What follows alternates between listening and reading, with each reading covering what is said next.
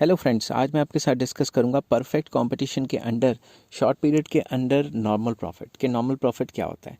तो normal profit एक ऐसी सिचुएशन है in which average revenue is equal to average cost corresponding to equilibrium. Simple words में equilibrium के सामने एवरेज रेवेन्यू और एवरेज कॉस्ट बराबर होंगे, ठीक है, इक्विलिब्रियम के सामने। अब डायग्राम बनाने से पहले मैं आपको एक कन्फ्यूजन दूर कर दूं।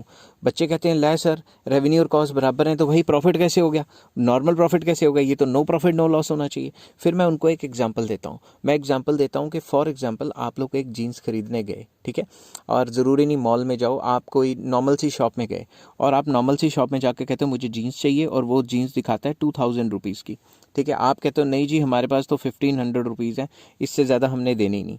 तो वो क्या करता है, वो आपको कह देता है देखो जी मेरी जो खुद की कॉस्टिंग है वो 1800 है, आप 1800 जो है मेरी एवरेज कॉस्टिंग है, आप इसी के बराबर मुझे प्राइस दे दो। प्राइस क्या होता है, एवरेज रेवेन्यू, तो सामान ले जाओ, ठीक है। तो आप लड़ लुड़ के उससे बहस बूस करके 2000 की जीन 1800 रुपये में 1800 रुपीज़ में ले आते हैं, ठीक है। और आप समझते हैं कि हमने उसकी कॉस्टिंग पे ही खरीद ली, मगर क्या आपको पता है जो उसने कॉस्टिंग बताई थी वही गलत थी। उसने अपनी कॉस्टिंग के अंदर ही मिनिमम प्रॉफिट छुपा के रखा था। मतलब उसकी कॉस्टिंग होएगी 1500 या फिर 1600 या फिर 1700, ठीक है, उसने आपको 1800 की दे दी, तो मिनिमम प्रॉफिट तो उसने अपने कॉस्टिंग के अंदर ही बता दिया ना आपको। तो जब भी एवरेज रेवेन्यू और एवरेज कॉस्ट बराबर होता है तब भी जो दुकानदार है वो कोई ना कोई प्रॉफिट कमा लेता है। क्यों, मैं लिख रहा हूँ यहाँ पे बिकॉज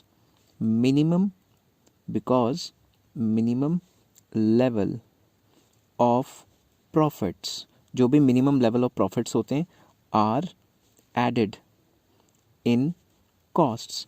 दुकानदार क्या करते हैं, मिनिमम लेवल ऑफ प्रॉफिट पहले से ही कॉस्ट में बोल देते हैं आपको कि भाई हमारी तो खरीद इतनी है, ताकि आप खरीद पे भी ले जाओ तो उनको मिनिमम प्रॉफिट तो हो ही जाए। समझ गए बात। तो दुकानदार चालू ही होते हैं। अब खुद सोचो, ठीक है, उन्होंने भी तो कुछ कमाना ही है, ठीक है ना, वो ऐसे वेलफेयर करने तो नहीं बैठे। चलो अब मैं बनाता हूँ AR और MR। सबसे पहले मैंने यहाँ पे AR कर्व के लिए बना दिया है, तो मैं यहाँ लिख देता हूँ AR इक्वल टू MR। अब मैं इक्विलिब्रियम के लिए, आपको पता है अगर आपने पिछली वीडियो देखी है तो इक्विलिब्रियम के लिए मैं MC बनाऊंगा। MC MR को नीचे से काटेगी, ये वाली लाइन, और ये वाली होगी हमारी इक्विलिब्रियम क्वांटिटी, इक्विलिब्रियम प्राइस, और इसको मैं डॉटेड लाइन से नीचे करूंगा और इसको मैं कह दूंगा ये हमारी होगी इक्विलिब्रियम क्वांटिटी।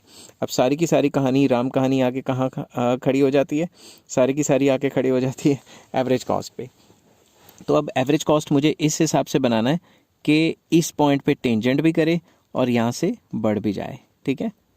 ये आप सीधी बना लेना, यहाँ पे तो टैबलेट में बनानी, टच स्क्रीन है तो बड़ा स्यापा पड़ रहा है। चलो एवरेज कॉस्ट, अब देखो इक्विलिब्रियम के सामने AC और MC बराबर भी आ रही हैं, और इक्विलिब्रियम के सामने जो ये वाली जो कंडीशन है AR और AC ये बराबर भी हो रही हैं। तो इक्विलिब्रियम के सामने AR भी वही है और AC भी वही है, तो इसको क्या कहेंगे, नॉर्मल प्रॉफिट। तो इस केस में जो एवरेज कॉस्ट है वो टेंजेंट होती है इक्विलिब्रियम के पॉइंट पे, क्योंकि टेंजेंट ही एक ऐसी सिचुएशन है जिसपे एवरेज रेवेन्यू और एवरेज कॉस्ट बराबर आएंगी इक्विलिब्रियम के सामने, ठीक है।